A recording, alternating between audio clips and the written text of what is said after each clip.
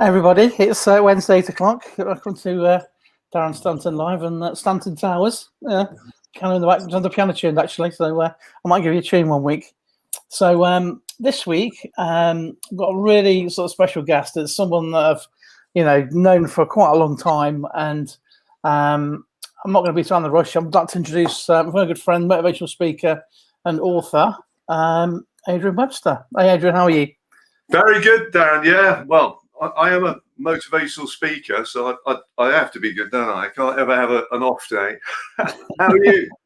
I'm very good considering everything. Yeah, it's been I've never interesting been times. interviewed by an Eye Detector before, so I'm a little bit nervous here. So I'm looking down because I've just noticed my power has come out, so it's very unprofessional. But just bear with me. That's not a good start, is it? Sorry, guys. it all sorted. Yeah, we're all good. We're all good. Brilliant. So yeah, you're somebody that I've been wanted to get on for quite some time. So I'm really pleased that you've been able to get on board. So for people watching, Adrian, do you want to just kind of kick off a little bit of an intro, a bit of background, and we'll take it from there? Well, I had quite a varied career, and I started off as a riot police officer in Bristol, in St Paul's. Had a couple of businesses, set a dairy company up, and eventually, cutting a long story very short, I ended up in the IT industry, where I had to try and inspire, engage, and retain a lot of people without having huge budgets to do it. And did that, and then really fell into motivational speaking. And for the past, crikey, it is a long time, probably 20 years now, I've been full-time on the speaker circuit, and it's been absolutely brilliant, thanks. Yeah, so that's it. I'm a full-time motivational speaker. I think I've been aware of you for, it must be, because obviously we've got the same agent, so it must be about at least 12 or 13 years myself that I've sort of been aware of you, and we were booked to do the same gig, weren't we, last year? We were, but the sod's law, obviously COVID hit as well. But just to let people know as well, also there's a bit of a change this week, so rather you can type questions as normal, but also I put the link on Facebook, so if you want to click the link, you can actually come on live and speak to Adrian, which I thought would be quite nice if you want to come on air as well. Please do. Absolutely. So, I mean, one of the things that I love what you do is the thing called the TNTs. So maybe we could kick off a little bit, talk about TNTs that you do. The TNTs came about when I was running teams of people, and we were competing against huge competitors with much deeper pockets than we had. And as well as doing all the basic things really well, we also had to do those little extra things. And they became known as the TNTs, those tiny noticeable things, all the little things that people don't need to do, but do. They could be as small as a smile, as tiny as a thank you, ringing somebody back when you promised you would. There could be a handwritten note of thanks or recognition sent to someone. There are all those little extra steps that exceed people's expectations. They blow people away. They put smiles on faces. They electrify rooms. They give people a lift. They didn't even know they needed one. They're the difference between 4- and 5-star customer service. They're the difference between a manager and a leader, and they are the difference between a team that is floundering and a team that's absolutely flying. The TNTs. And the great thing is, they cost absolutely nothing. They're expensive, create the biggest, longest lasting pictures in people's minds. And you know, the interesting thing, Darren, is when I'm talking to delegates in coffee breaks, when we are at live events, they're either telling me how much they love working where they're working, or on the other hand, they're pulling me to one side and they're whispering in my ear that they're thinking of leaving. Either way, it's never to do with big stuff. It's always to do with lots of little things, the TNTs that either really please them or really wound them up where they work. So if you are a manager watching this, the difference you can make to someone by just asking them how they are or remembering someone's first name. TNTs, they might be small to you, but they're the TNTs. They're the big things to somebody else. Yeah. And I think it's definitely for myself some people call it a bit schmoozy, but same restaurants, when you can normally sit in restaurants, I always make sure I ask the waiter or waitress's name, because when you actually just say, oh, Rebecca, can you get me another coffee, please? Then it really makes a difference. It really does. The fact that I think because a lot of people's experiences are probably generally quite negative if you work in, say, hospitality. Maybe the customers are not that they feel they're not that interested. So when one or two people do stand out, I guess that makes all the difference, doesn't it? Oh, crikey, at the end of the day, it's all about how we make people feel, and great people make people feel great. And if you want to grow your business, help your people feel a bit taller. If you make your people taller, your customers will feel great. It's how we make people feel. And the TNTs, they can make people feel absolutely fantastic. The tiniest little gestures we do for people. Brilliant. And I just want to, can someone just give me some coffee comments just to let me know that we're broadcasting? I'm sure we are, but just give us a couple of comments or thumbs ups. Sorry, Adrian, sorry to interrupt you. You still okay? Basically, on the flip side of that, I know that obviously one of your books, obviously you've written 4 books now, and one that obviously I've read as well is Polar Bear Pirates. So could you kind of talk about how that came about, and obviously the way that you've turned certain people into characters? I think it's amazing, like neg ferrets and things like that. Yeah, the Polar Bear Pirates, they're the people who believe in life before death. They're the people who get things done. They're the people who their enemies out there are the neg ferrets. The neg ferrets are the people who go around moaning about everything all the time. They have a problem for every solution. The neg ferrets are the ones who light up the room when they walk out. Then they've got the bloaters, another enemy of theirs. The bloaters are the boasting, lazy, obnoxious, and tediously egotistical reptilian shadows. They've got the T-shirt, whatever you've done, they've done it, but much bigger and better than you. And they're absolutely bursting at the seams with opinions. But the Polar Bear Pirates are the people who believe in life before death. That they get out there. They're people who work hard, they play hard, and they really do make a difference. And I like to sort of see myself as a Polar Bear Pirate. And they came about many, many years ago, big name drop here, but I had a chance meeting with Richard Branson. Lovely guy, came away, crikey, feeling really inspired. And I was sort of chatting to him, and he's a really friendly, sort of cuddly sort of guy. You feel like, wow, he's the sort of person you could be friends with. You could live next door with him and go to the pub with him and all this sort of stuff. But after you've spoken to him for a little while, you begin to realize he's really focused. He's a very, very focused guy. And I began to sort of realize that all the sort of the most successful people in business around me, they're all lovely, really genuinely caring people, but they're also very focused as well. They had goals and they knew what they're all about. And that's what I wanted really with my people in my teams, that, we had fun, we had a laugh, we just love spending time with our customers. But at the end of the day, we were there to sort of to do business and really be quite focused people. So that's how it came about. So the Polar Bear Pirates, I went into the office one day and there's about 200 people looking at me and said, "That's it, guys, we're going to be Polar Bear Pirates." He's like, "Oh my goodness, he's on drugs. What is he on about now?" It's the crikey. Yeah, we're going to really care. We're going to love our customers. We're going to, really have a lot of fun. But we're also going to do a lot of business as well. I think it's everyone's kind of met something that's never negative. I think when we were talking the other day, I said that, the amount of times that I'll go into a shop and I'll go, "Oh, how's it going?" And they're like, "Better at 4." And I'm like, "Wow, what's happening?" Everything's for free, a firework display. No, I go home and I'm like, "Wow." So what I'll do is let's play a quick clip of this is about neg ferrets when you're on stage, Adrian.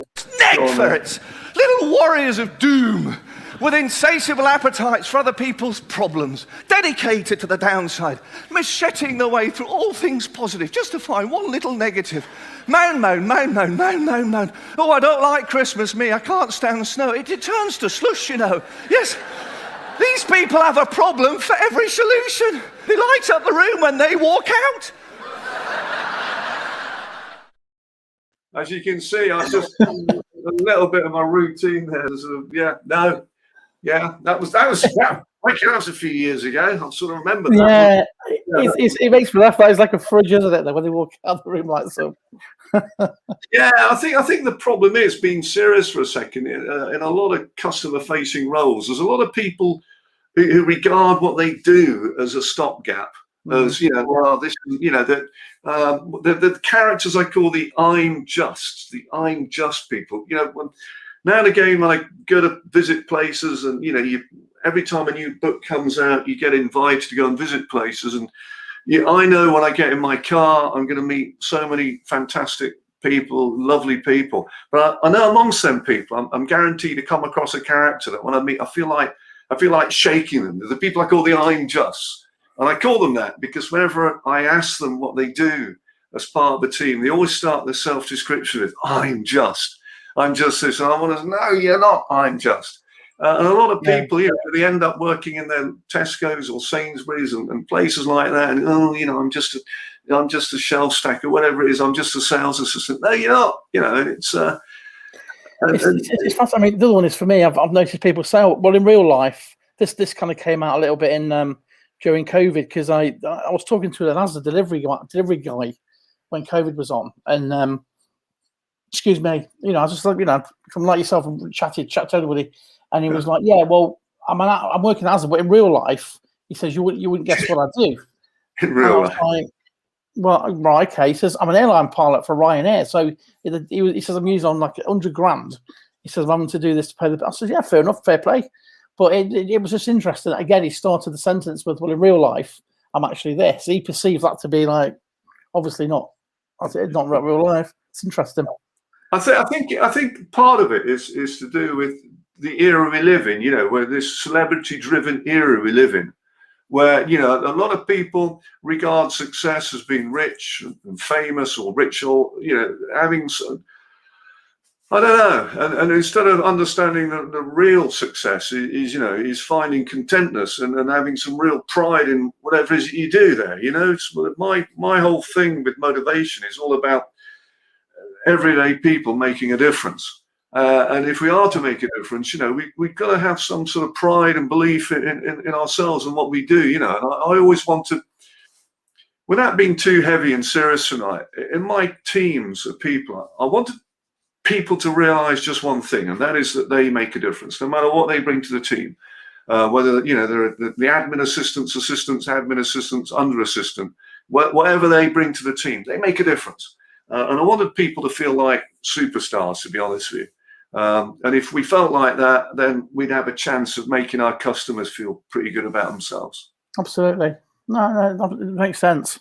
And I think it can be endemic in certain organisations, can't it? I mean, especially the police. We were both ex-cops. Yeah. That's a lot of that in the police, where and sort of negative attitudes can filter down. And even if you're the sort of cop that is very proactive, it gets beat down. You think, well, I'm trying to do a good job here, but I'm getting slaughtered for going over and above what I should be doing. So that was always me, really. Go over and above what I should have been doing.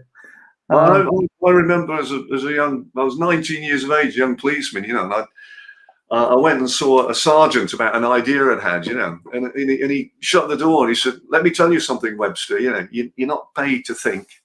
I remember looking at him, I think it's changed a lot. We're talking like a long time ago. I think I'm hoping things have changed a lot. And it's funny, but one of the negative TNTs, when I'm running workshops, you'll hear people they'll say things like a big negative TNT is where a new starter in a company or organization, they go bounding up to their boss, they've only been there a month or so, and they say, "Oh, I had a really great idea in the bath last night, and the manager turns around and says, "Oh, we tried that, it didn't work." You watch that person walk away, they look about 6 inches shorter, it's as I said, it's about how we make people feel, It is, absolutely, totally. So how does somebody become a human lie detector? That's a really good question. So obviously, sort of did psychology at uni, and I sort of in the prison service for a little bit, and then as a sort of trained psychologist, and then I was looking around for something to do, so I ended up joining the police. But having done that, I continue, because I always love people. So like yourself. So I continued to sort of study lots of different things. I did like stage hypnosis. So when the rest of the shift were on rest days, I was on stage giving it the Kenny Craig feat and all that. Yeah. So I spent a lot of years on doing the kind of like the mind-body spirit shows, or the old sort of psychic fairs as they were, either coaching people or working with people clinically or on stage. So that's where I got my passion for public speaking, really, Adrian.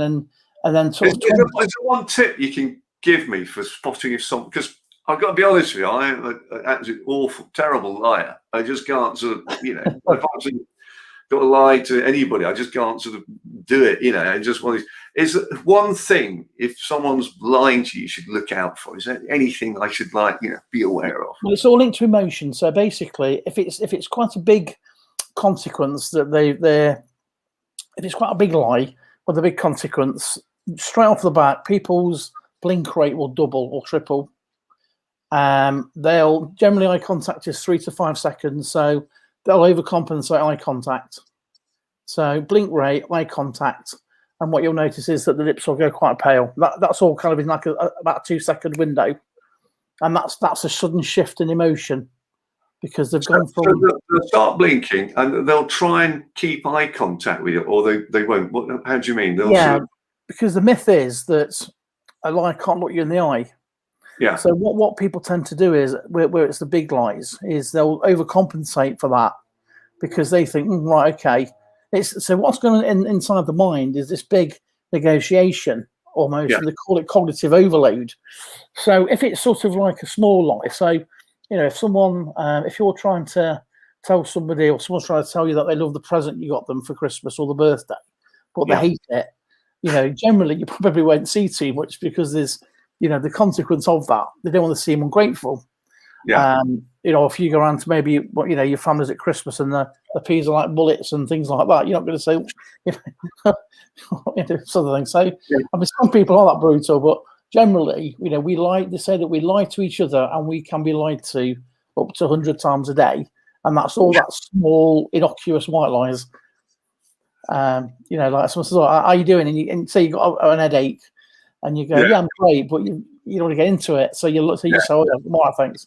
So aside from that stuff, the biggest stuff, which is like your recruitment's a big one now, minimizing risk for companies, because once they've appointed somebody, it's really difficult to get rid of them unless they find something out. And companies now spend a lot of time and money sort of bringing people like me in to kind of minimize that risk element, to sitting on interviews and things like that. But to answer your question, it's just literally from 2010, since I left the police, it just went bananas in terms of like the public speaking and all the rest of it. So it's just, I'm just really still riding the wave, apart from COVID, obviously. But fantastic. And it must be weird. I mean, I know when I'm at social functions, parties and things, and people find out you're a motivational speaking, and it's they either sort of try and hide, run and hide from you, think, motivate, it's going to start thinking I'm going to start running, trying to tell them how to run their lives, or they start giving me loads of sort of opinions on, the secret of motivation. But as if you turn, do you actually, when someone says, so, what do you do? Do you turn around and say, I'm a lie detector? I mean, I'm not being funny, but it must be like, it must be. It was actually like a PR man's idea. So I generally say I'm a motivational speaker and sort of a psychologist. I once heard Darren Brown say, I'm sort of a magician. So it almost like, well, I know what a magician is. What sort of a magician? So I say I'm sort of a psychologist. And that opens it up for discussion. But generally, I'll just say, I'm a motivational speaker and sort of a psychologist. And that's generally how I kind of finance it. But it was a PR man's idea back in 2010, where I wanted to break more into telly and media.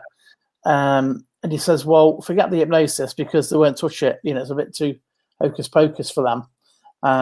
So I've came up with this, can you tell when people are lying? And I was like, well, yeah, you kind of trained in that. And obviously I'm in the police at the minute. So he put a press release out and it sort of just stuck. So every time I did a news piece or did an interview, they just announced me as the Eye Detector. Brilliant. So that's how that came about. And you must get people up on stage when you're doing your events. Get people on stage, and it must be a lot of fun, I should think, isn't it? It is, Adrian. I mean, basically, especially the corporates, because mine it is quite interactive, and that's one of the things I've missed doing the virtual stuff, because I do get people up on stage, and like yourself, you'll find out who's the bosses within that, in the group, and you'll find out maybe who's up for a bit of a laugh. I'll get them on stage, and we'll play what's called the lying game. We'll say, have you got any money on you? So we'll get them to put £20 note in one of the hands, and then we'll get some other staff on and get them to kind of, I'll teach them how to do it.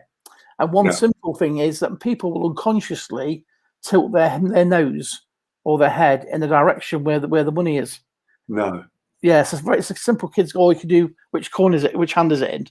Yeah. But when they get it right, that's what I love, because they're like kids in a sweet shop. They're mesmerised, but they've got it 3 times in a row. And I say, you keep the 20 quid if you get it right. Obviously they don't, but when they get it right, I just love that moment. It's just like taking them back to being kids. Yeah. I'm going to check and see if we've got any questions. So, my good friend Ian Timothy, I'll connect you with actually, because he's a very good guy. He's jumped on. Then we've got Jay Marvin, Stu Hazard. Anyone got any questions for Adrian? Jump on. Everyone's been a bit quiet at the moment, so feel free to jump on. Any questions at all? Ben? Anything you like? Anything at all? Yeah, absolutely.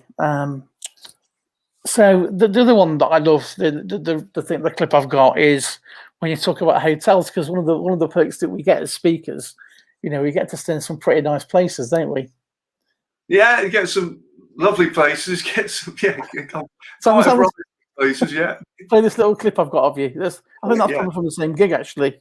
My life staying in hotels. I get a brochure come through. I think, wow, I'm staying there. I'm staying there in 4 weeks' time. Look at this place. It's got a swimming pool in reception. How good does it get? Centre spread page is a warm, glowing face of a receptionist greeting people in reception. I'll be meeting her in a few weeks' time. Underneath her picture in big letters, so big I can read it without my glasses on, it clearly says, "We guarantee you the warmest welcome you've ever experienced." I get in my car, I struggle for 7 hours through the motorways. I arrive at this palatial oasis. I walk into reception, sure enough, there's the swimming pool. It's even got a springboard. The kids that love it. They spent millions on pink marble flooring. It's fantastic. Yes, they spent millions on pink marble flooring, but who've they employed behind reception? The warm, glowing face in my brochure? No! It must be a night off. I really love that. It's weird looking at myself. I can't bear watching myself do stuff like that. I'm the same. It's just weird, really. And I'm the same. You can see how long ago that is, because I said brochure. You're looking at brochure. You don't get brochures these. But no, it's absolutely true. You sort of, you go on the internet and you look at these places, hotels, whatever it is, and you read about it, you think, wow, this place is incredible, Absolutely. And they are, I've turned up at some amazing places in some stunning locations, and they've got people working there who just don't in customer facing roles that just don't like customers, it's how it feels, and you feel like you're just being robotically dealt with, and not being served. And if, on that, to all you have to do is just differentiate yourself as a business, just by a shoe size, to be ahead of the game, to be ahead of the competition. And again, it goes back to those little TNTs, those tiny noticeable things, that we can make a difference with. Making guests feel incredibly special, on everybody in the team, looking out for opportunities to exceed expectations and just create a fantastic experience for that person staying there. Yeah, definitely. With little things, I'm not sure if I heard you say this, so I've just kind of picked it up along the way, but I think in the early 60s when Kennedy was elected president, and I think he went to NASA, and there was a guy sweeping up, and he says, "And what do you do?" He says, "I'm hoping to put him on the moon, Mr. President." That's it. Amazing. There's no better story. That's the oldest one. It's the best story there is, and it's just today. It's just so true. That attitude you take towards whatever you end up doing in life. We're not all. If you were to stop a lot of youngsters in the streets there, a lot of young teenagers, and say to them, what do really, really love to do when you leave school. If they're being honest with you here in the UK, they'd probably turn around and say, really honest, I'd love to be playing football for Man City. I'd love to be Adele. I'd love to be, Ed Sheeran. I'd love to be Stormzy, South London Grime, a YouTube star, whatever, a Hollywood, Bollywood star. I wish them all the best, and good luck to them. Definitely. But, this sort of aspiration of doing something, if they don't end up doing that, if they don't end up as an ex-Joss Stone or whatever, or Billie Eilish, whatever, does it mean that they can't sort of still have real, feel like be a real superstar, whatever they end up doing? I think, totally. People understanding that. It's just attitude, isn't it? How we look at anything. It is, and I think no matter where you are, what you do, like the example of this guy, the janitor at NASA, and I think it's where it's how you feel at the end of the day, isn't it? I mean, no matter what someone does, somebody else could look down on that job, but it's ultimately it's how that person feels valued. Sometimes I'll say to people, because I do kind of go over and above with people that I get good service, and I'll say, I hope you're valued here, and they look at me like. And I can see the clock's ticking, because it's almost sometimes they probably feel they don't, or they've never even considered that question. I says, you're really good at your job, and I hope you're really valued. And sometimes see them think, wow, that's an interesting thing for someone to say. Well, Darren, honestly, when I'm speaking at some big events there, and I'm chatting to young delegates, in coffee breaks, for example, you meet a young girl and they'll turn around and say, how long you been here? Oh, I've only been here 3 months. And, are you enjoying it? Oh, I love it. Well, why do you love it? What's brilliant about it? I'll tell you what, I'd only been here a week, and I met the chief executive in a corridor, and they stopped to have a quick chat with me for 10 minutes. I bumped into them 3 weeks later, and they remembered my name. Amazing. They're asking, how's it going? These are things that, people notice. And these are the things that make such a big difference. If you are a senior leader watching this, don't overlook the little things with people. Making that little bit of time, showing on the outside, externalizing, I was going to say, I don't know if it's a word, but showing that we care to people. And also the third word, I think, I'd like to say is be authentic, be human. People struggle to connect with people who try to be infallible. People don't believe in perfect. Strive for perfection and strive to be the best version of yourself you can be. But don't, if you want to engage with people, don't ever try and come across as perfect. It's the old joke, isn't it? Why do they put rubbers on pencils and bumpers on cars? Because we all make mistakes. And I just really struggle with people who try and come across as perfect. It's just, it's be human, show you care, make time for people. And the other thing I'd say is, as I'm talking about leadership here, is be more enthusiastic about other people than they are themselves. Be more passionate about what other people are capable of achieving than they are. They'll want to listen to you. They'll want to engage with you. They'll want to be part of your team and on the journey that wherever you're going with them, they'll be there with you. Be the most passionate person about other people that you've ever met, and even the most negative, the neck ferret people, will eventually turn around and engage with you. No, absolutely. That's some lot of wise words in there. And Ian says, how much difference between the police and your present journey? So what the main difference is? Probably be a lot of differences, wouldn't they? So how much difference between the present journey? I was trying to think of, thanks, Ian. I was trying to think of some similarities, really. It's, at the end of the day, being a good police officer is, it's a people, it's all about people. And, a lot of, when you tell people that you're in the police years ago, they think that, you spent your life trying to sort of catch people and, and sort of nick people, arrest people. Most of my time in my police was spent trying to help people. Yes, you did arrest people and you dealt with all that, but most of the time you're trying to sort of help people and so there's a big similarity. The sort of the people, the psychology side of it, but worlds apart. If I'm honest with you, I mean, when I was in the police, it was in St Paul's in Bristol. It was during the St. Paul's riots, and it was just a different world then. And I came up with an idea to try and help engage, to try and sort of form a closer connection with a younger community, the teenagers in St. Paul's. And if I'm being honest with you, it pretty much got, and I'm talking, 1980 now, so long ago, but it pretty much got laughed at, in those days. It was, and but things aren't there yet, but it seems that things are improving. They certainly have improved a lot since I was in the police.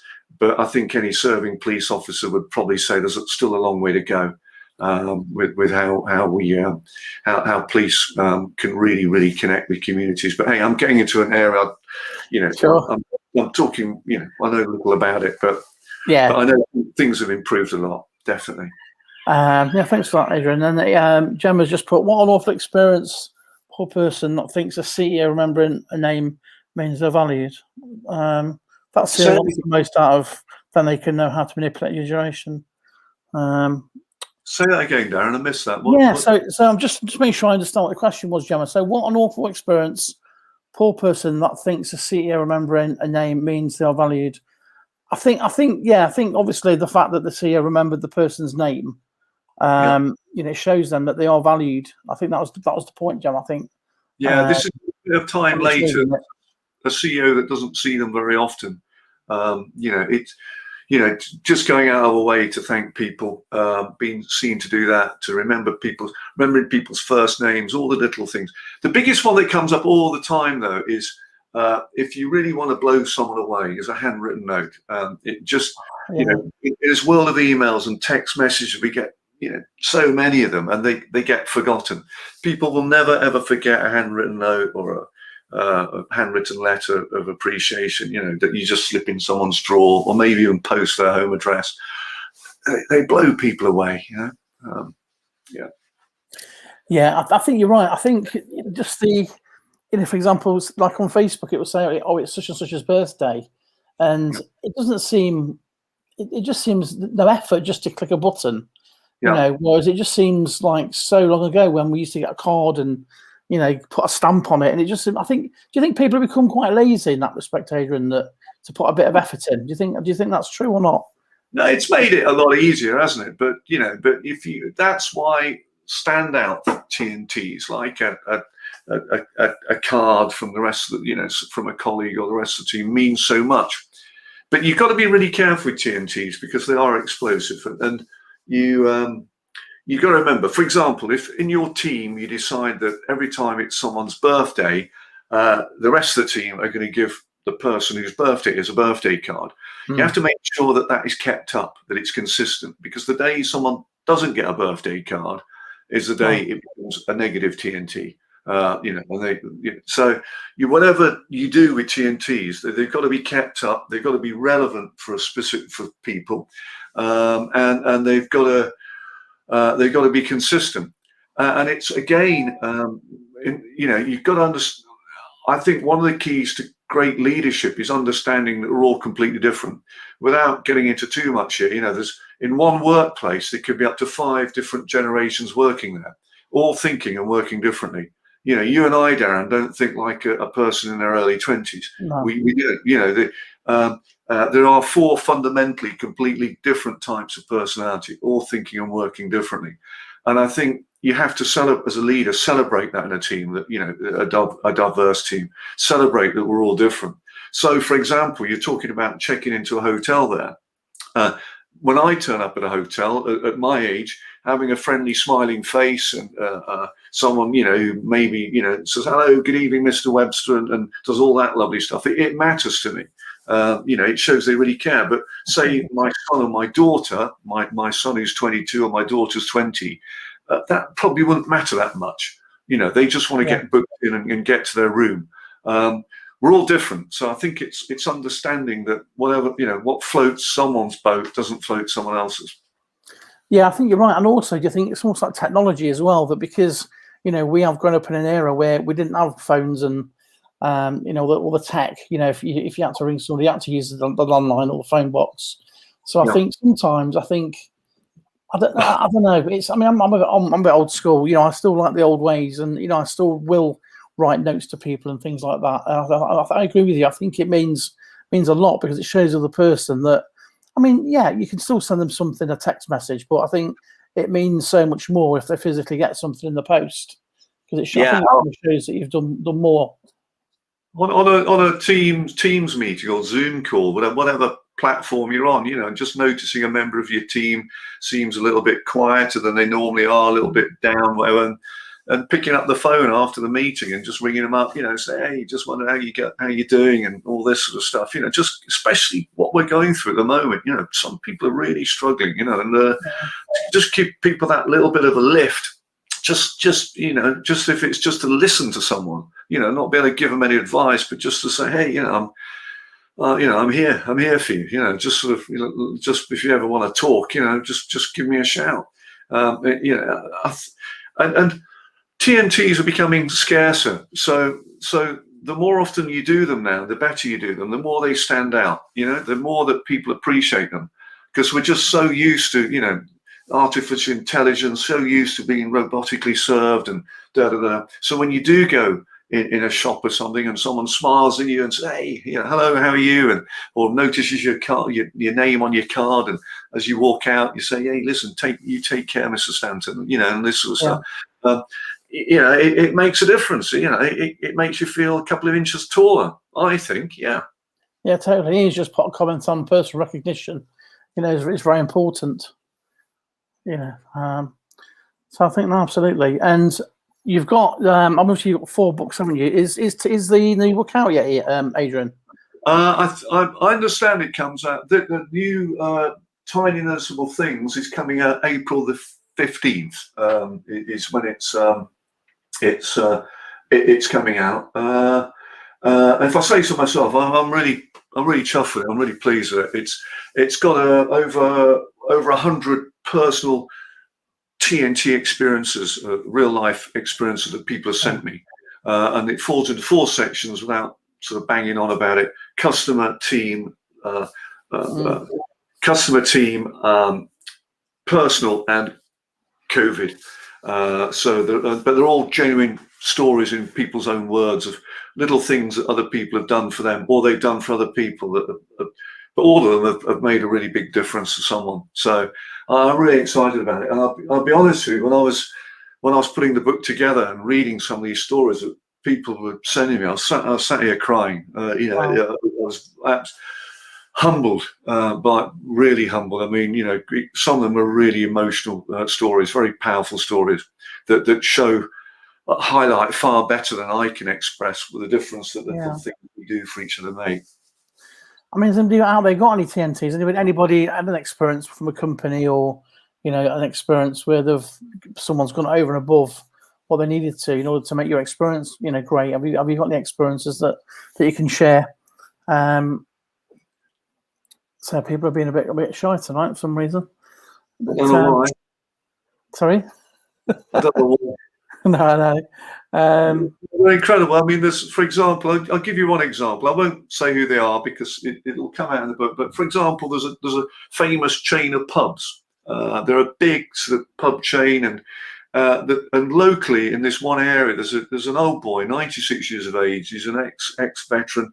He's a veteran, and he's got dementia. And he turns up in the pub in the morning before the pub opens, and he doesn't know what time it is. He thinks the pub's open, and they let him in and they cook him his breakfast, and he sits at the same table every morning, thinking that the pub is open.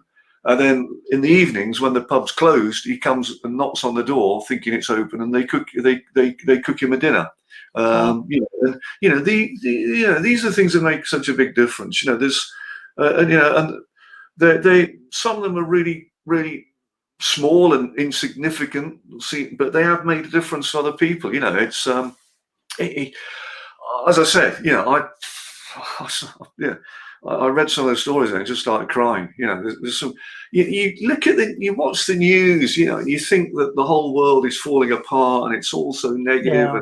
it's depressing. And I'll tell you what, there's some brilliant people out there. There's some really good people out there. And there's so many people just doing their little bit. And that's the thing about the TNTs, is the little things that we can all do. We might not be as individuals change the world and do big things. We can't, can we? Let's be honest. No. But we can make a little bit of a difference to someone out there, and if we all do a little bit, then what a better place this world would be. I'm sounding. No, I totally agree with you. I mean, there's a guy on the internet, based in the States, an Indian guy called Darman. Have you seen him? No. He has these little videos, and I mean, they're all filmed, but they're really sort of feel good factor little stories. It's all about. I think I'm sending some links to it actually, Adrian, because they're really good. Because it is kind of TNTs where just a tiny little thing can just change someone's life in a way. It's almost like you need 10 pence to get something you really need. Yeah. Suddenly the value of that 10 pence becomes so great, because you haven't got it. And it's this really heartwarming stories. A lot of TNTs are things that people say to youngsters. You can measure. A young person, you can make such a difference to their life with just one positive comment. Kids that people have given up on. I used to. A friend of mine used to run a school, a local school where I live here, and it was they only had, I think, sort of 20 young teenagers. I think they're about. Crikey, I'm trying to think. These were teenagers, sort of around about the 14, 15 years of age, sort of group, and all of them have been expelled from local schools. All of them thrown on the scrap heap, and my goodness me! And I used to go in there just on the odd occasion to try and help him, but only a couple of times. But the smallest little positive comment you give to them, it can really turn their life around and make a big difference. Because they're used to people shouting at them. They're used to people, catching them out, and used to people putting them down all the time. And it's amazing how you can, change people, but just the tiniest of comments. It is, and I think people, if they're just in an environment, or if they're with sort of toxic people, almost that they continue to get in that criticism day in, day out. And like you say, if you're that person that makes a difference in that person's life, like you say, just one innocuous comment. And I don't talk about what I do a lot of the times, but I'm always on the lookout, because the idea about energy goes where attention flows. So I'm generally looking out for opportunities where I can do that, and it's largely down to the TNT idea. I mean, I do speak about it a lot to people because I really love it. I mean, I come from my mum and dad were working class people, and I was never academic at all at school, quite the opposite, and I won't say who on this, but I remember years ago when I first got into doing the motivational speaking, which I fell into, I remember sitting in their car with them, and I said to them, I'm thinking about writing a book on motivation, and I won't use the exact language they used. But they turned around to me and they said, "Adrian, you'll never write a book."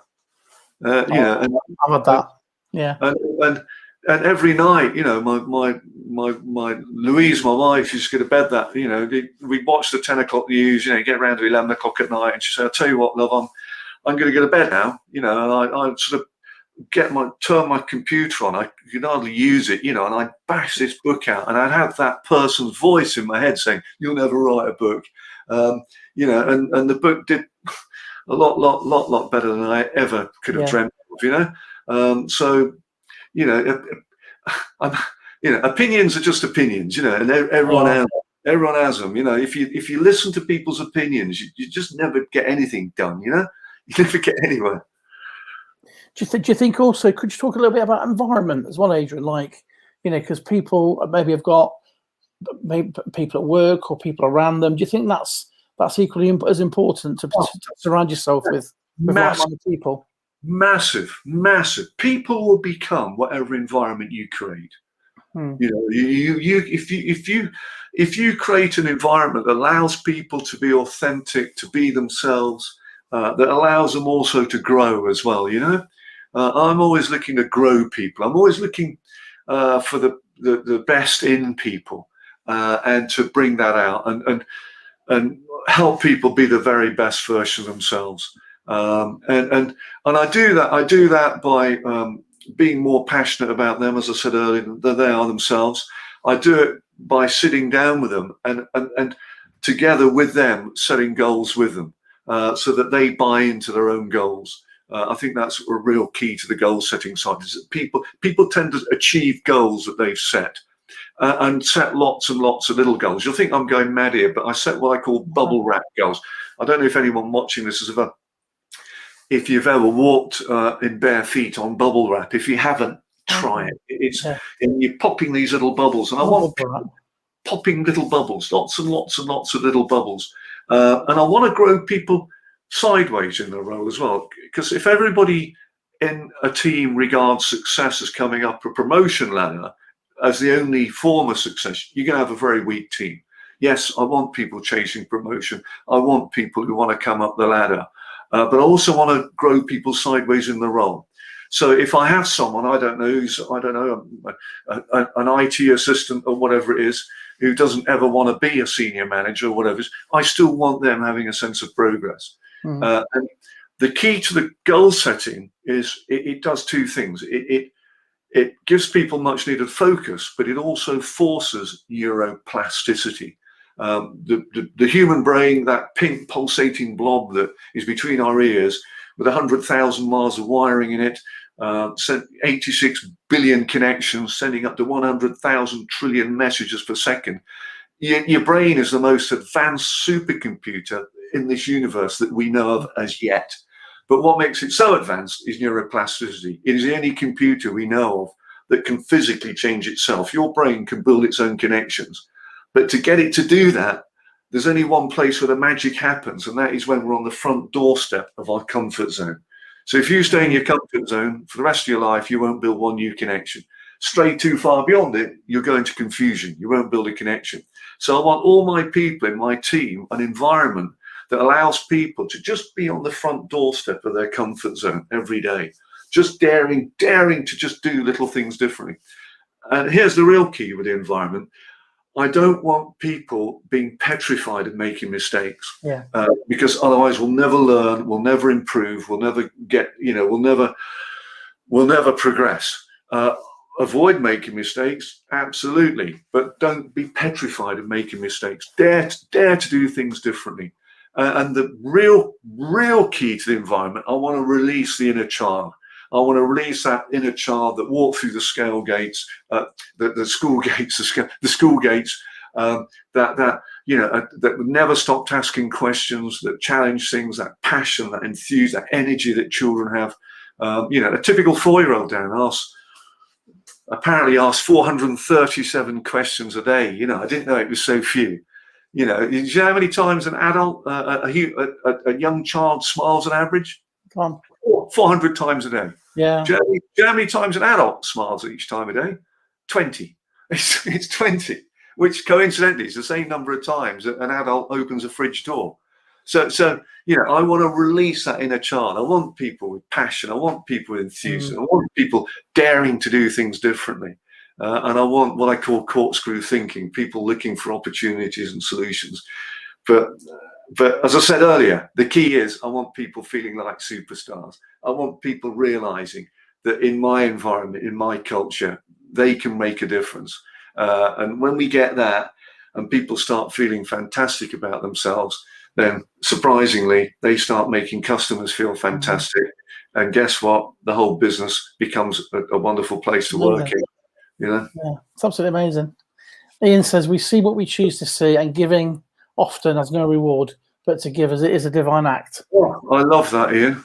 I'd say that again. Sorry. So we see what we choose to see, and giving often has no reward, but to give is a divine act. Ian, I've not heard that, and I absolutely bloody love that. I'll connect with him because he's a good friend of mine. I'm going to give a lot of thought to that. Thank you. It's so true, isn't it? And I think also as well, Adrian, do you think ego plays a lot to do with it in terms of some people, it's all about them, isn't it? Whereas people like us, we don't think like that. It's about the other person.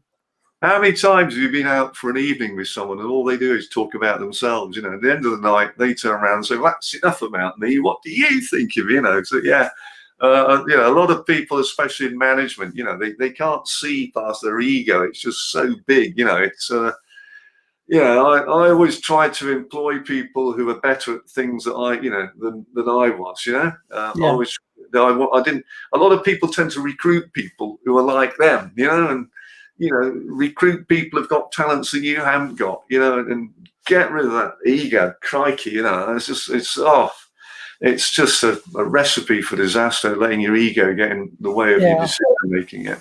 In fact, Ian's jumped on the stream, Adrian, so I'm going to bring Ian on board so he can say hi. Hi, Ian. Hi, Adrian. How are you? Yeah, really good, thanks. And yeah, sort of, I'm not used to doing interviews like this, so I'm a little bit nervous, but I'm all good, thanks. Yeah, very impressed with you. Very, very enjoyable. Very, very good. Well, I love what you just said. Then it's so true, isn't it? And you know, and giving to people without, you know, and just never not expecting anything back or anything. And you know, as when I was younger, as a manager, and I used to go and sort of give people a bit of praise and whatever. You know, you go up to someone who, and you'd say, "Listen, I just want to say, you know, thank you so much for the day. I think what you've done is incredible, and you know, I just wanted to say, you know, I really appreciate it. You know, a lot of the time they just look at you, you know, and say, "Oh yeah, oh thanks," you know, and walk off. You know, and you think, "Ooh." But you'd look out the window and watch them walk across the car park, and you could see them, you know, literally an inch taller. You know, you know, you're not going to get instant. You know, people aren't going to say, "Oh, thank you for saying that to me." And if you go around doing it expecting that, you're doing it for the wrong reason. But you know what I mean? I think though people don't realise the power of giving, whether it's a gift or whether it's giving a compliment. You know, when you receive a compliment or you receive a gift, you resonate with that, don't you? You feel something that's fantastic. And if you are able to understand that by giving or caring or encouraging somebody in a work area, for example, say, do you know something? That was absolutely brilliant. Yeah. For many people, that can compensate for a whole week of drudgery and hard work of trying to accomplish something. You know, if you start to think about what makes you feel good and to react with what has happened. So if somebody gives you something or somebody gives you a compliment, that makes you feel good.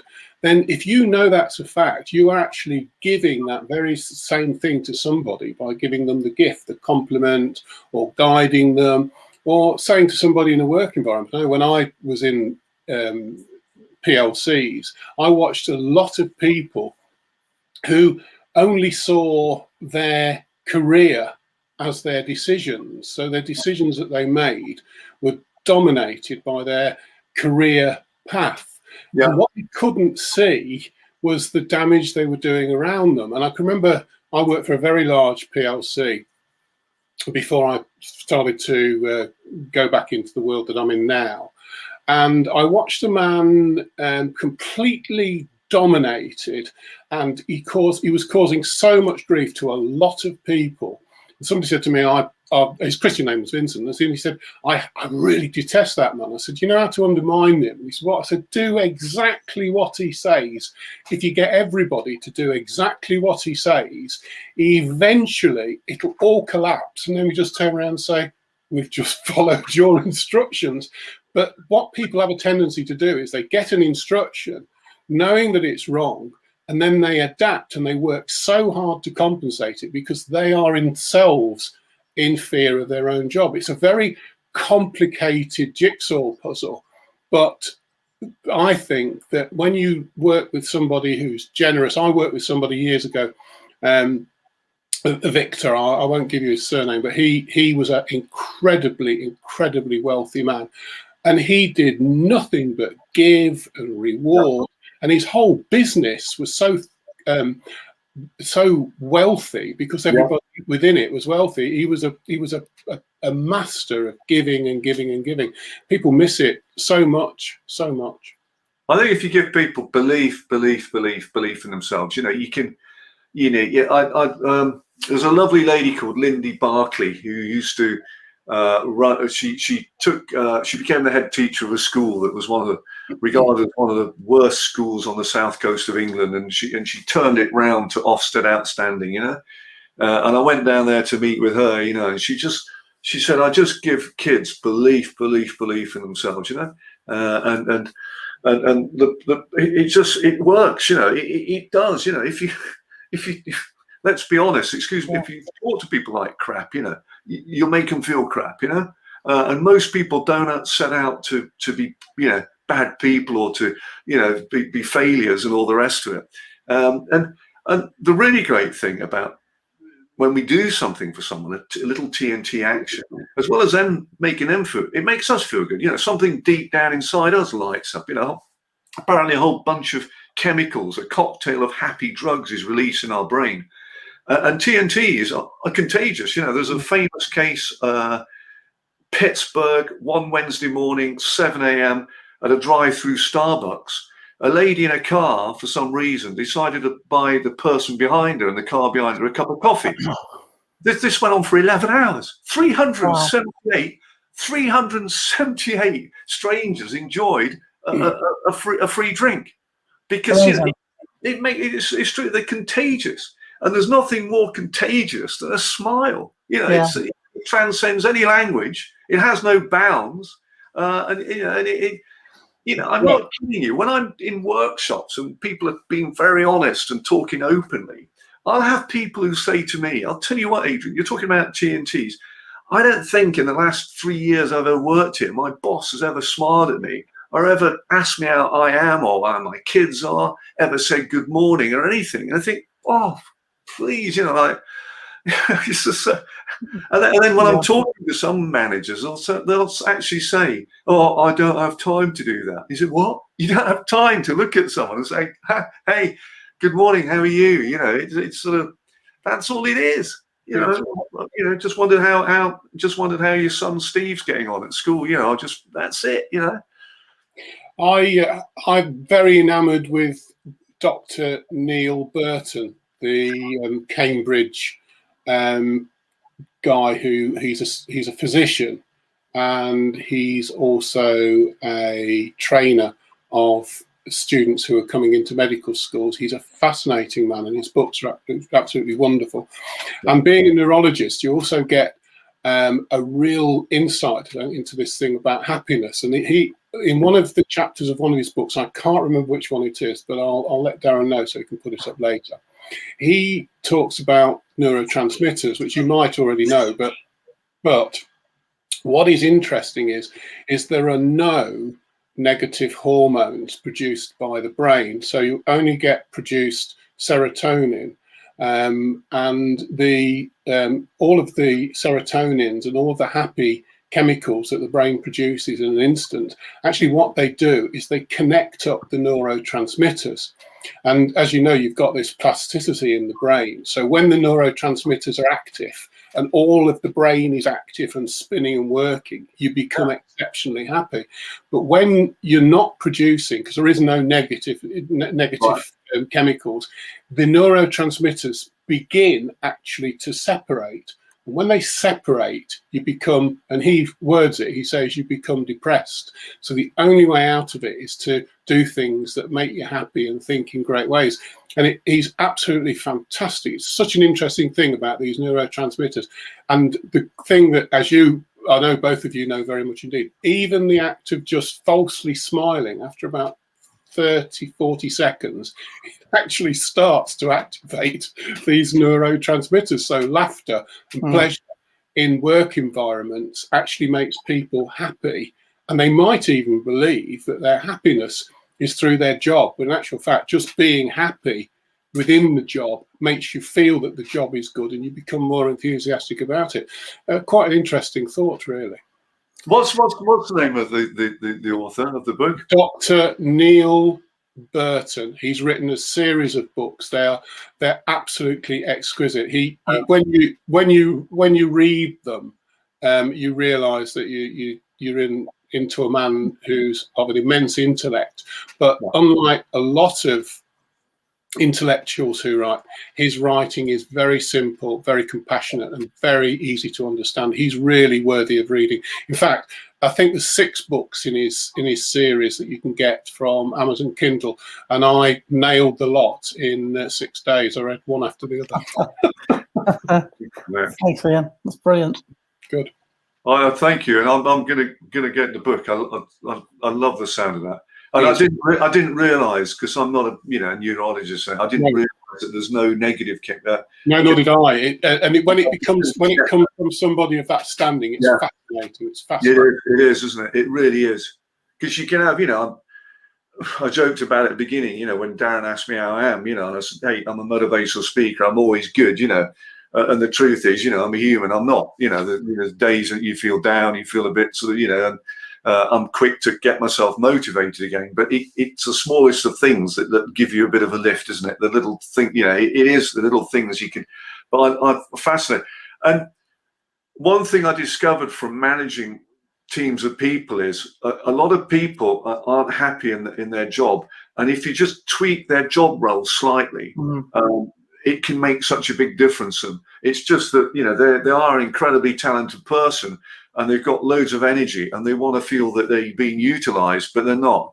They're not they're not validated, because they're not able to sort of, like, if I'm honest with you, I probably, at the time I was a police officer at the time, sort of didn't feel I was sort of completely using what sort of the talents I had. I had to use a lot of talents to be a good police officer, but it wasn't probably just quite right for me.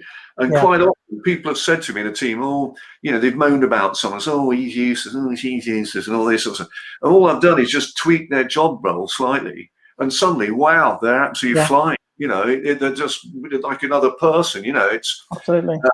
And you get a young person joins your team that's all nervous, apprehensive, and there's no better feeling than seeing them 6 months down the line, flowering and blossoming, and and turning around to you one day and saying, "I'll tell you what, I absolutely love working here. I love it. I really do." It's the best feeling in the world, isn't it? Yeah. Can I ask you both a question? Because it's something I'm very interested in.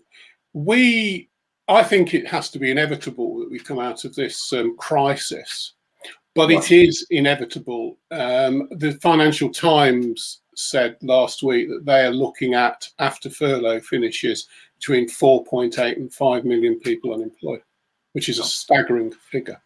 Yeah. So we're now in a situation where people that both of you deal with, a lot of students are coming out of degrees, but there will be an awful amount of very highly qualified people without work, and they will, unfortunately, by default, they will get jobs that are available. There's going to be a lot of darkness in people's minds, and a lot of people feeling unworthy. How would you, both of you, guide people to overcome that unworthiness that's going to come to them? That's down to leadership. That's the difference between a manager and a leader. That's making them realize, and making them not realize is probably the wrong word, but helping them feel good about themselves, about what they're doing. And moving on from that obstacle. Yeah, that's down to leadership. I think Adrian and I were talking yesterday, weren't we, that we feel that there's going to be a lot of changes. Like Adrian was saying about, for example, a lot of the banks have realised that they don't need to have these massive corporate offices now. They can get away with a lot more people working from home. So I think there's going to be shifts, and I think in terms of what we do, I think there is going to be a massive need. It's a really good observation, Ian. So I think providing people know they've got access to things like this, and companies embrace this kind of change. Because I mean, the knock-on effect is colossal, isn't it? With people not having to go to and from work, then people won't be using their cars as often, so they may not be renewing their cars as often. So garages and car production units and things could well slow down quite considerably with the change in the way that we are going to be living in the foreseeable future. The other question I'll ask you both being police officers in the past, and I understand entirely if you don't feel that you want to answer this question, but I think it's relevant to the conversation that Adrian's having at the moment. How do you think a lot of police officers are considering the fact that under the regulations that have come in today about protest and whatnot, how do you think they'll be dealing with that? Will they just be like having to follow the law and that's the end of the story?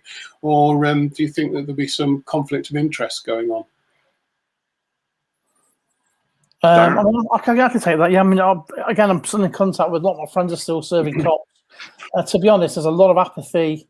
A lot of cops are doing things that, I mean, look, it's like that the army, isn't it? It's like, you know, you signed up. If you what they say, you can't take a joke, you shouldn't have joined. And what I mean by that is that you knew what you were getting into, but we're in unprecedented times, and a lot of my friends are having to do things that, you know, are going against their value system and moral compass, you know, and unfortunately, you know, that is creating. I know a couple of people at least are considering calling it a day because they've come to a point where they don't feel valued.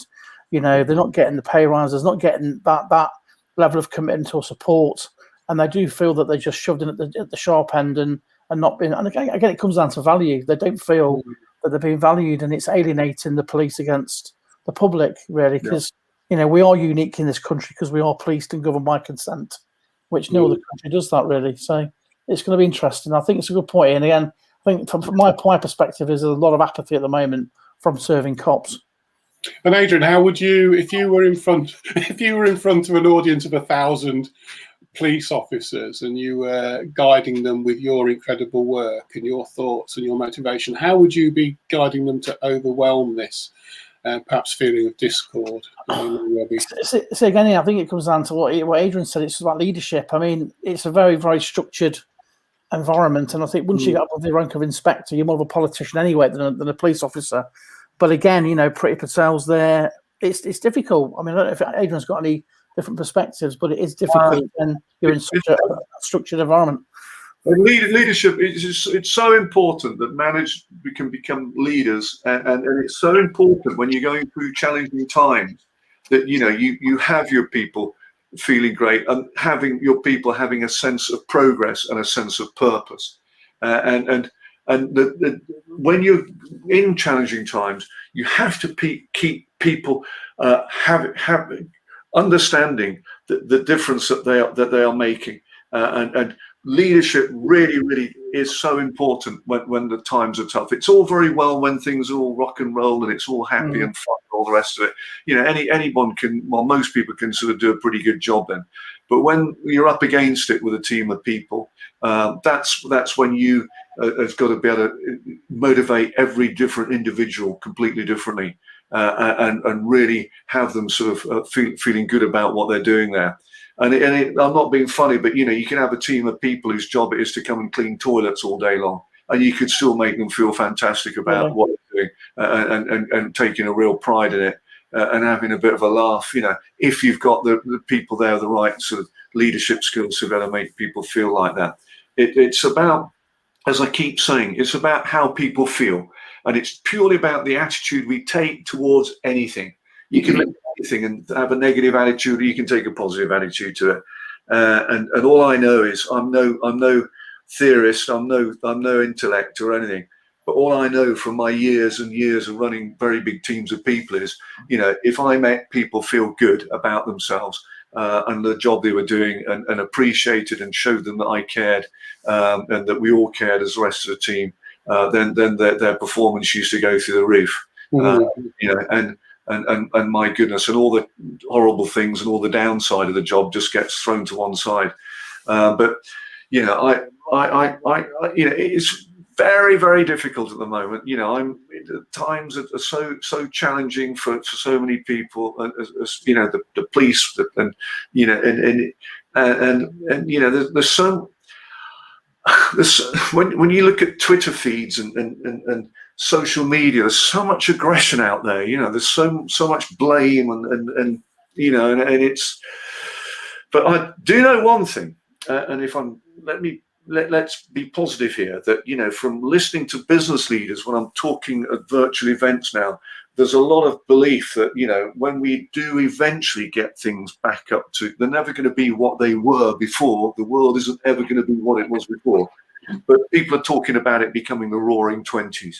You know, there's so many business projects on hold at the moment. There's so much pent up, you know, energy there at the moment, and there's such an appetite for us all getting back together and connecting together, and that, you know, it's going to be like a cork coming out of a bottle eventually. Yeah.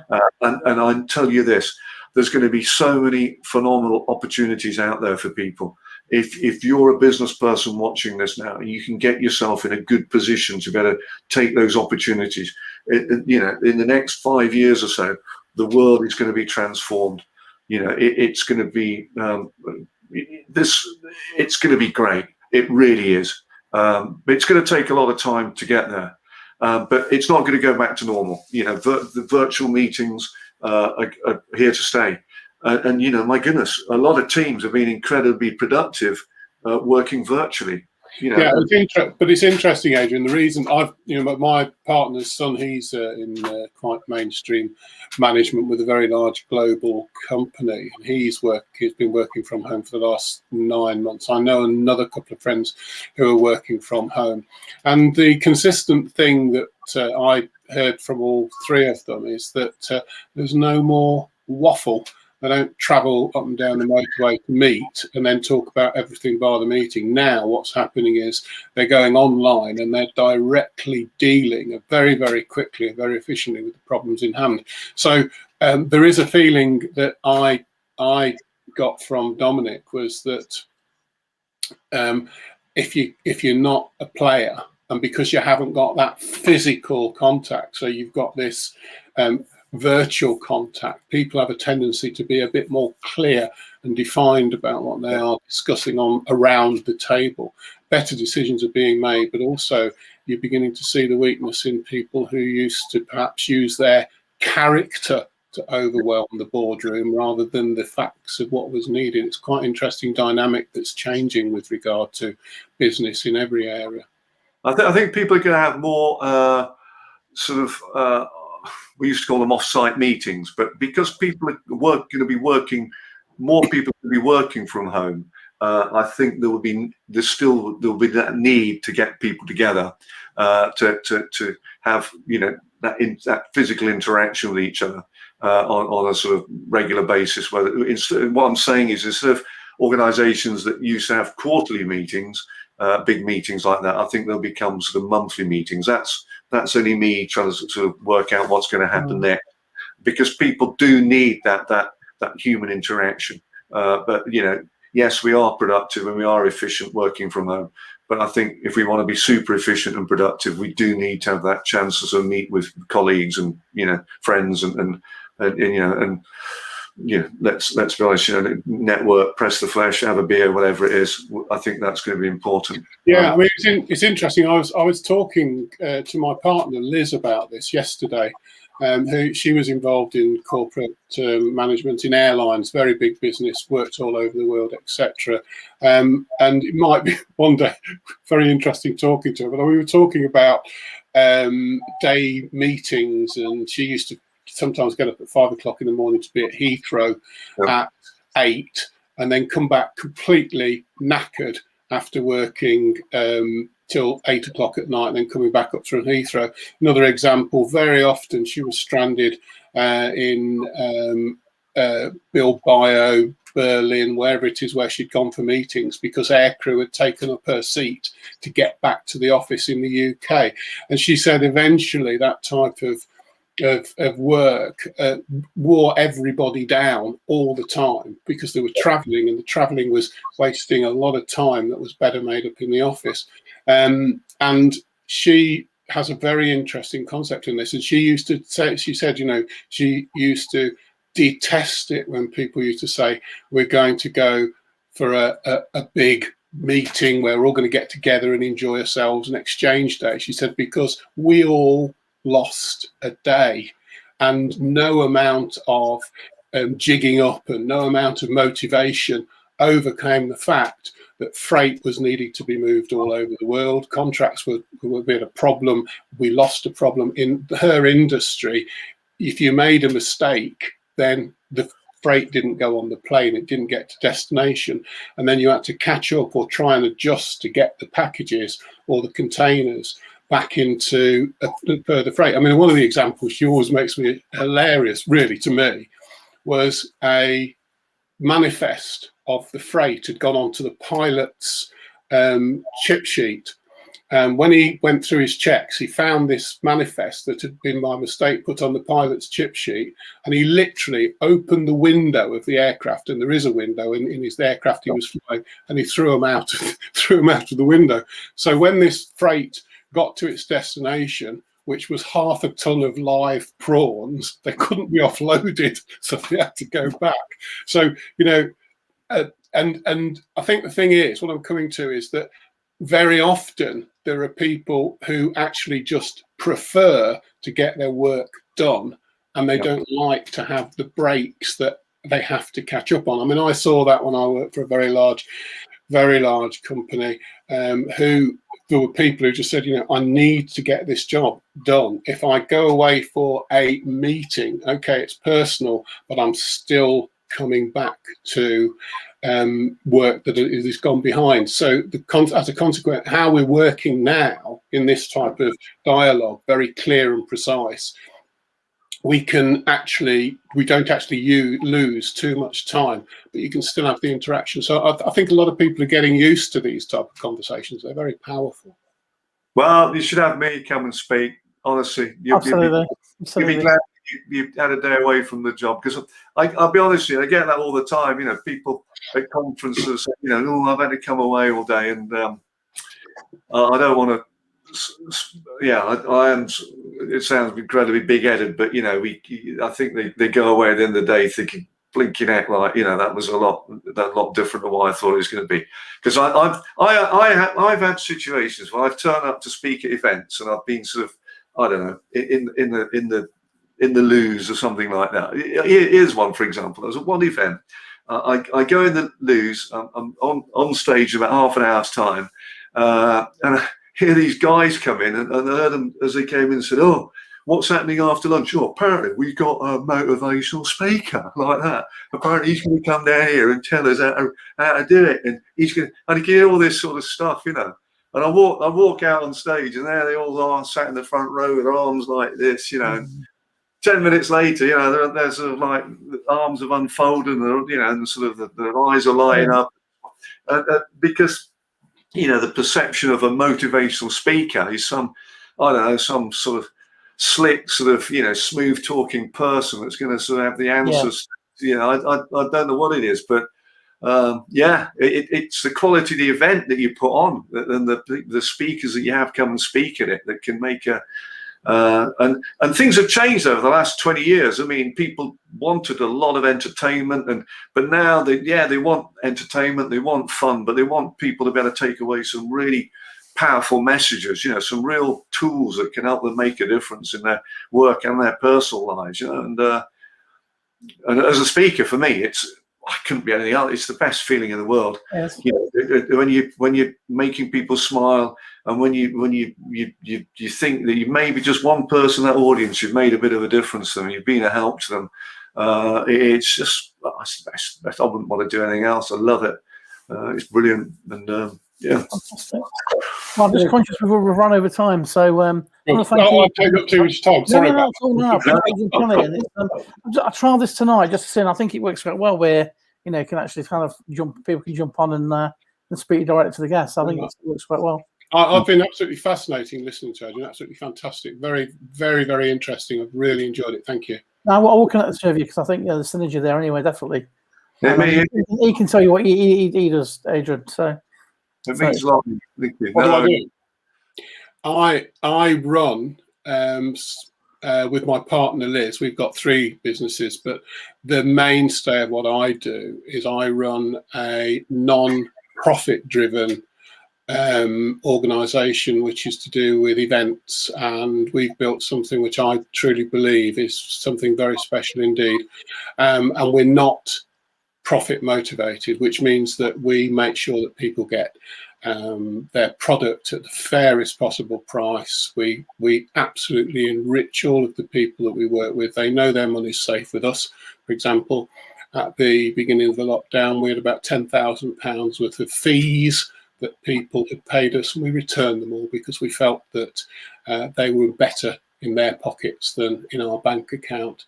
And I think that there is Dr. Don Harradine, wonderful economist, accountant, lecturer at Nottingham University. He says, modern business is really swaying to non-profit driven. But the irony is that actually this non-profit driven ethos actually makes very financially healthy businesses, because you do things in the right and proper way. And people have a tendency to share and care and give more when they know that you're working on a reciprocal business. For me, I think that there's a lot of changes in business, a lot of change attitudes. I mean, Lisa Davis, she works with very, very large German, worldwide car manufacturers, and she's solely into this people-centered connection where she works with people. People-centered, her and husband John, incredible. And I think that a lot of people are changing the way that they consider the way business works. And I think that people in general, they are very skeptical indeed when they say to you, what do? You say, well, we run this non-profit. Then I tell them right from the word go, non-profit driven business, and they are community based, so everybody's got a part in it. But it's interesting. I mean, we were over at a very large showground just before the lockdown really took a grip, and we were looking at doing a new event there, and we said, obviously you start talking about finance and whatever, and the lady we were dealing with said, so we've got to broach this subject about finance, and we just said, give us the invoice, we'll pay you. And she said, well, the event's not until 12 months away. And we said, doesn't make any difference, it's out of the way. And we can do that, ironically, because we are non-profit centered. It's the most strangest of paradoxes. It's something that's absolutely fantastic. But people are very skeptical about it, very skeptical indeed. And that's what I do, Adrian. No, brilliant. No, fantastic, Ian. And thank you. I appreciate you jumping on. Ian's been a good friend of mine, and he's very supportive, always jumps on every week. So thanks, Ian. I appreciate that. You're very welcome. I'm sorry to take your time, but I've really enjoyed it very much. Thank you so much. Fascinating. Thanks, Ian. I'll see you in a bit. Take care. So we've kind of gone over time, and that's okay, Adrian. But it's a really good discussion. Yeah, I think it's about how we make people feel. It's what I call everyday people making a difference. And I can understand people climbing mountains, sailing oceans. I think it's brilliant, people doing things like that, and it's incredibly inspiring. The bit that's always interested me, though, is what motivates an everyday person like me working in a workplace to want to get out of bed and make a difference, in our own way, climb a mountain. That's the bit that excites me. Making that difference. Definitely. So people that are watching right now, so if they want to kind of try this out tomorrow, what would be your best couple of tips just to kind of try something? What would be your best advice in kind of get your feet wet sort of thing? Just dare to do one thing differently tomorrow. Just push yourself to your front doorstep of your comfort zone. Try something different, and just try and think of a little innovative TNT that could just give someone in your team around you a little bit of a lift. Just make a little bit of a difference to someone. That's what I'd say. Look out for any TNT. Been talking a lot tonight. A TNT opportunity, just to blow someone away. Just to put a big smile on their face. That's what I do. And then basically, in terms of people reaching out to you, Adrian, I've put. I think I've got your website. So is that the best way people reaching out to you?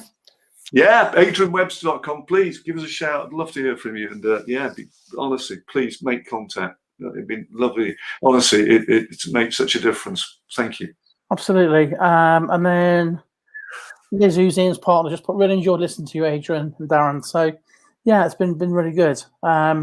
That's really nice, really good questions. And it's gone, I can't believe how fast it's gone as well. It's like getting on for an hour and a half. So well, I came on here rather than sort of doing a motivational thing and being, so I thought I'd just come on here and just talk, openly and, just sort of, yeah. Absolutely. And sorry, Adrian, go on. Just at the end of the day, we're all humans. I said to you, Darren, when I'm 20 years on the speaker circuit, I've been so lucky speaking at, thousands of events, and I get so nervous, and if you are a person that gets nervous speaking public, don't worry about it. Don't get nervous about being nervous. Because the day I get out of bed and I'm off to go and speak at a big conference somewhere and I'm not nervous, I'd be really nervous. Seriously. I mean, sorry, go on. Be yourself, that's it. If you get nervous, you get nervous. I say to the audience when I'm speaking, I'm nervous. Some people find it bizarre. Like sometimes I'll say, like if I did a Myers-Briggs test or something, I'm actually quite introverted, and it's almost like when you're on stage, you do what you do, but then I feel sometimes people perceive you like a comedian. Like, go on, then make me laugh. Then it's like this on this side here. Like, well, I'm not at work, so I'm not gonna. Do you know what I mean? It's almost an expectation. When I finish speaking, I say to people, God, I was so nervous up there. They go, what? I couldn't believe it. Like, you didn't look at all nervous. Oh, crikey, Yeah. It's a good thing, the day you're not nervous, you don't really care that much. I see it as electricity, excitement. It's just if you get those nerves, you right, this is because I want to do well. And the day that I wake up and I'm complacent is the day that I'll pack it all in and go and live by the sea and sort of go and switch off because I don't care anymore and I shouldn't be doing it anymore and I'll be crap, to be honest with you. And I'll deserve to be crap. Excuse my language. So. Well, Ian just put many thanks. Enjoyed the show and thanks for allowing me on. That's always a pleasure, Ian. Yeah, thanks, Ian. Yeah. Yeah, I will connect you with him. Thanks, anyone. Anyway, thank you all for watching, for listening, and Darren, thank you so much. No, you're welcome. I appreciate your time, Adrian. Because, like I say, I'm sort of always a person I've had immense respect for, and I love what you do, and I do talk about TNTs a lot, and I always kind of point people in your direction because I do love your work. So I appreciate you coming on. You're a smashing bloke. I really appreciate you having me on here, and thank you. Really, welcome. If you just look forward to doing a live event with you sometime. Absolutely. Let's make it happen. Let's really make it happen. Just let's sit on for a second and we'll have a quick chat. But anybody got any final questions for Adrian? Anything anybody would like to ask or just in the final moments we've got left? We have to say it's unusual. We've gone, hour and a half, half an hour over, which is good because people have had questions. Anything else before we kind of draw things together? Look. I think we're good. Oh, hold on 1 sec. Let's have a look. No, I think we're all good. Anything you'd like to promote? Anything you've got coming up, Adrian, or any books? Or anything else you'd like to mention? Just, without being over the top, Tiny Noticeable Things is coming out. It's on Amazon, and the release date is the 15th of April. And I'm mega excited about it. And that's it. But no, thank you very much. Thank you. You're welcome. Okay, so if you stay on there for a second, I'll come back to you. Okay, so thanks a lot for jumping on tonight, guys. I look forward to seeing you next week at 8 o'clock every Wednesday. We'll try and bring you sort of empowering and inspirational guests. And have a great week. And I look forward to seeing you very, very soon in the flesh, hopefully. Take care.